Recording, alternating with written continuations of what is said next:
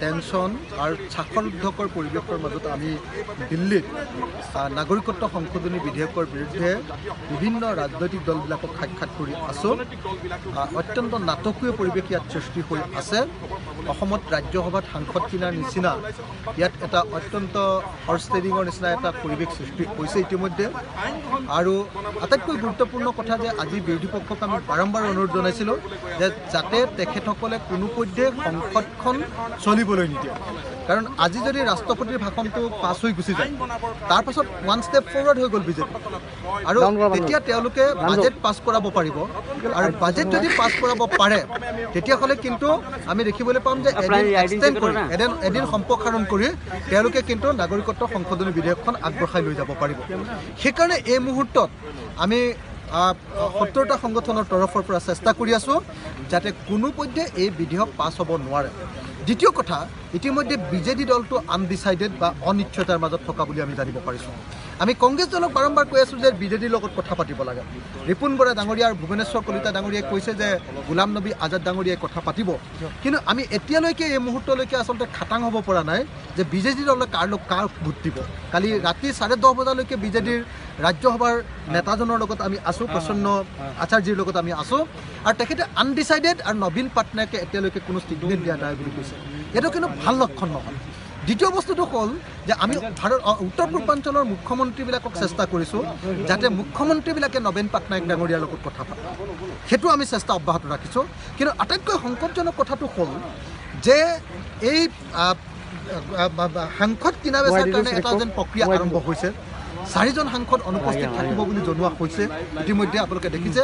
আৰু সেইকাৰণে আমি দেখিছোঁ যে ৰাজ্যসভাত যেনেকৈ অসমত সাংসদ কিনা বেচা হৈছিলে, এতিয়া এজন অত্যন্ত বিতৰ্কিত মন্ত্ৰীয়ে ইয়াত বাহৰ পাতি টকা খৰচ কৰি থকা বুলি আমি খবৰ পাইছোঁ।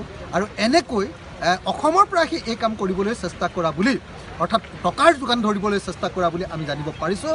ইয়াক আমি গৰিহণা দিছোঁ আৰু এই কাণ্ড যাতে কেতিয়াও হ'ব নোৱাৰে তাৰ ব্যৱস্থা গ্ৰহণ কৰিবৰ কাৰণে আমি আহ্বান জনাইছোঁ। দ্বিতীয় কথা, আটাইতকৈ ডাঙৰ কথাটো হ'ল যে এই মুহূৰ্তত আমি যিকোনো মুহূৰ্ততে হাৰি যাব পাৰোঁ যদিহে কোনোবা এবচেণ্ট থাকে, কোনোবা এই ভোটৰ পৰা আঁতৰি যায়। সেইকাৰণে সকলোৱে আমি ঐক্যবদ্ধ হৈ যাতে কোনো ভোটৰ পৰা আঁতৰি নাযায় আৰু আমাৰ পক্ষত যাতে ভোট দিয়ে আৰু বিধেয়কখনৰ বিৰুদ্ধে যাতে ভোট দিয়ে তাৰ ব্যৱস্থা গ্ৰহণ কৰিব লাগিব। আমি সকলোকে আহ্বান জনাইছোঁ যে কাইলৈ দিনটোত যিহেতু পৰীক্ষা নাই, সমগ্ৰ অসমত ব্যাপক প্ৰতিবাদ গঢ়ি তোলা হওক, কিন্তু কাইলৈ যদি তেওঁলোকে উঠাব নোৱাৰে পৰহিলৈ তেওঁলোকে উঠাই গৃহীত কৰি দিয়াটো খাটাং। গতিকে এই মুহূৰ্তত অসমীয়া জাতিয়ে বহি দিব নালাগে। সমগ্ৰ অসমীয়া জাতি গণতান্ত্ৰিকভাৱে আৰু শক্তিশালীভাৱে প্ৰতিবাদ কৰিবৰ কাৰণে, অহিংসাত্মক ধৰণে প্ৰতিবাদ কৰিবৰ কাৰণে আগবাঢ়ি আহিব লাগে, নহ'লে জাতি নাবাচে। সম্পূৰ্ণৰূপে অসম অস্থিৰ হৈ যাব। চিৰকালৰ কাৰণে অসমৰ ৰাজনীতি বাহিৰৰ মানুহৰ হাতলৈ গুচি যাব, অসমৰ অৰ্থনীতি গুচি যাব, অসমৰ ভাষা শেষ হৈ যাব, আৰু 1,90,00,000 হিন্দু বাংলাদেশী অহাৰ বাট সম্পূৰ্ণৰূপে খোলা খাই যাব। সেইকাৰণে এইটো অসমীয়া বাঙালীৰ সংঘাত চিৰকালৰ কাৰণে স্থায়ী হৈ যাব। এই অস্থিৰতা, এই ৰাজনৈতিক স্থায়ী অস্থিৰতাই সমগ্ৰ অসমখন শেষ কৰি পেলাব, আৰু সেইকাৰণে আমি সকলোৱে মাত মতা দৰকাৰ। তৃতীয় কথাটো, ভূপেন হাজৰিকা ডাঙৰীয়াৰ ক্ষেত্ৰত ভাৰতৰত্ন গ্ৰহণ নকৰিম বুলি যি কথা কৈছে ইয়াক আমি আন্তৰিকতাৰে আদৰণি জনাইছোঁ। এয়া ঐতিহাসিক সিদ্ধান্ত আৰু প্ৰকৃত অৰ্থতে তেওঁ ভূপেন হাজৰিকাৰ পুত্ৰৰ নিচিনা আচলতে কথা কৈছে। ভূপেন হাজৰিকা ডাঙৰীয়াই কেতিয়াও ৰাষ্ট্ৰৰ সমৰ্থনত, চৰকাৰৰ সমৰ্থনত গাত ৰচনা কৰা নাছিল, আৰু সদায় জনগণৰ পক্ষত তেওঁ গীত ৰচনা কৰিছিল, আৰু সদায় প্ৰতিবাদী সত্তা হৈ থাকিছিল, গণশিল্পী আছিল। তেনেকুৱা এজন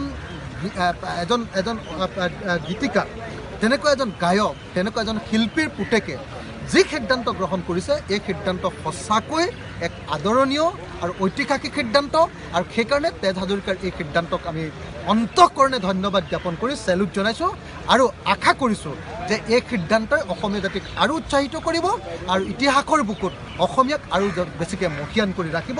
আমি আশা কৰিছোঁ যে নিশ্চিতভাৱে এই কথাটোৰ কাৰণে সমগ্ৰ অসমীয়া জাতি বিশ্বৰ ইতিহাসত গৌৰৱান্বিত হৈ থাকিব।